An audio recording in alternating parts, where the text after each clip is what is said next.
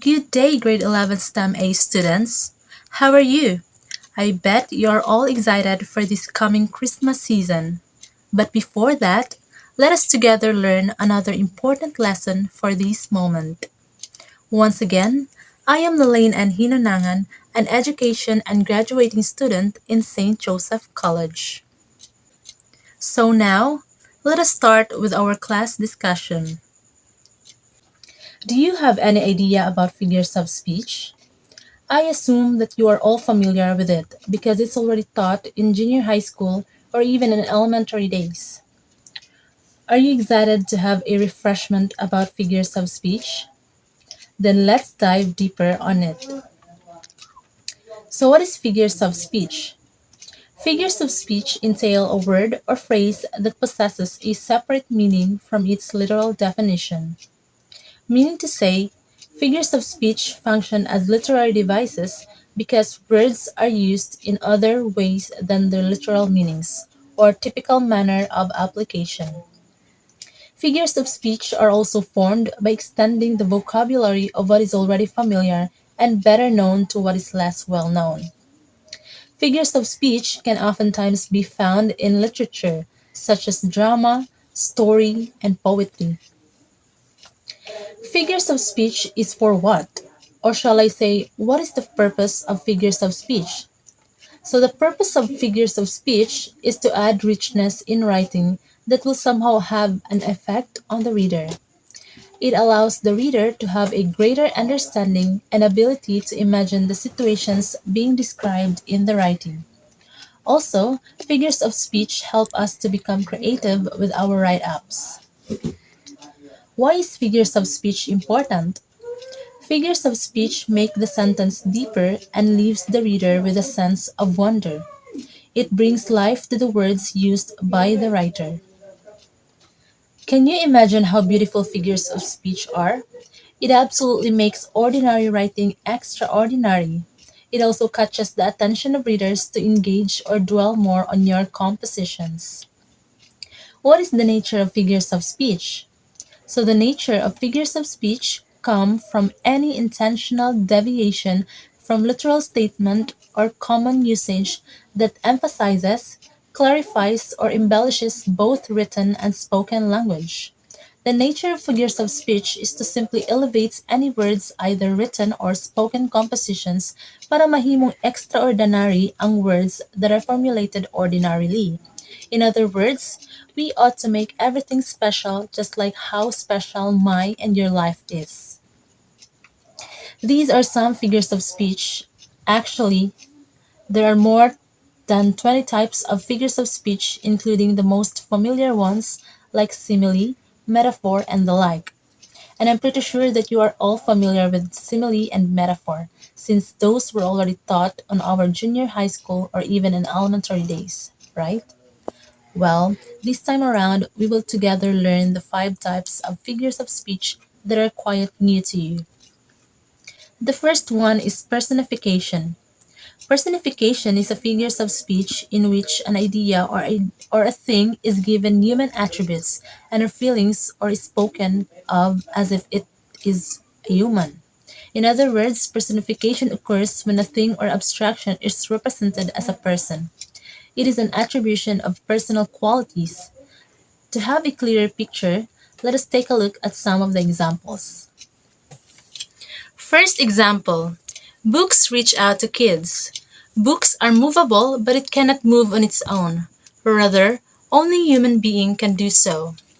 Second example, the advertisement speaks to me. The word speak symbolizes that the given sentence is a personification. Advertisement is a program and not a person or human being, right? So the last example would be the moon played hide and seek with the clouds. The key words are hide and seek, which is a type of outdoor activity. Basically, moon and clouds never do that. Rather, most children can play that kind of game. The second type of figures of speech is onomatopoeia. Onomatopoeia is defined as a word which imitates the natural sounds of a thing. In simple explanation, Onomatopoeia is the creation or formulation of words that imitate natural sounds. So here are the examples. The first example, ding dong, the bells are going to chime. The keywords that make the sentence belong to onomatopoeia is ding dong. Next, the buzzing bee flew away. So the keyword is buzzing, which is basically the sound of bees. The last example is the lion roared as it chased its prey. So the keyword is roar or roared, which is a sound produced by lion or any large wild animals. The third type of figures of speech is called oxymoron. Oxymoron is a figures of speech that pairs two words together which are opposing or contradictory. In simple manifestation, oxymoron contains words that seem to contradict each other. To understand it more, let us take a look at the following examples. Rika is a student teacher for almost 5 years already. The contradictory words are student and teacher. Therefore, this sentence belongs to oxymoron. The second one is I am enjoying my comfort in a virtual reality session. Another keywords found which are virtual and reality. The last is Jessica's voice is terribly good whenever she performs at stage. The keywords are terribly or terrible and good. Therefore, oxymoron is pretty much visible whenever you tend to see two contradictory words that are placed side by side. The fourth type of figures of speech is hyperbole.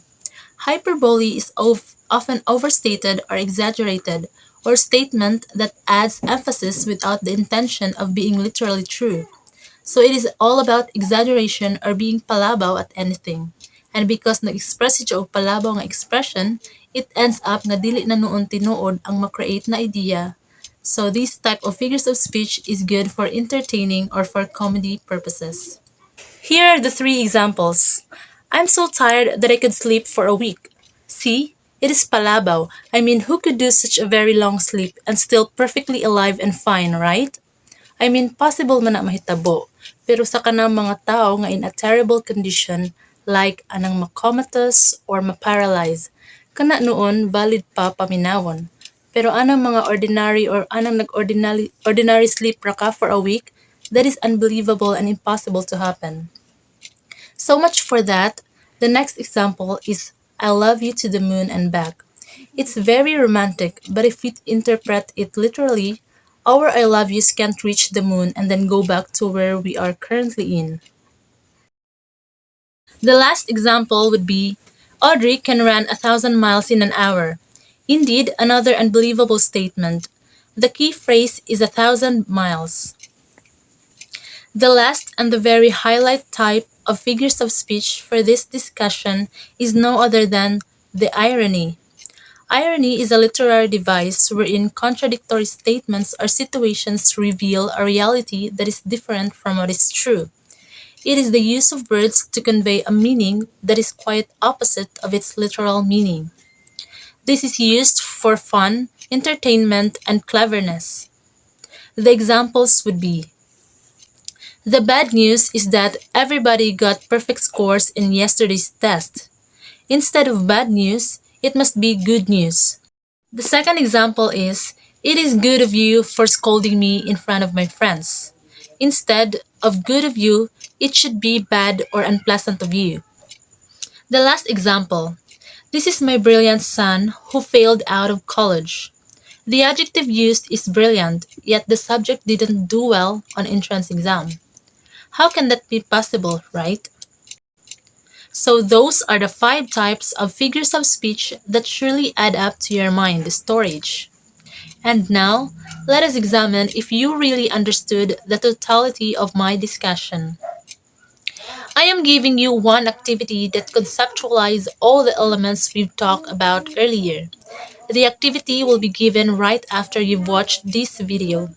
I will send a file that contains the activity for today in 11 STEM A UM 101 group chat. Kindly write your answers on a clean sheet of paper. The deadline for this is on Friday at 11:59 p.m. Before I end this session, always remember that in all walks of life, everything can be expressed literally and figuratively.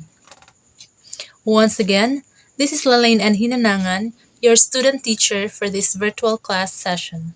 Thank you so much, Grade 11 STEM A, for welcoming me. Stay safe and God bless you all. Bye.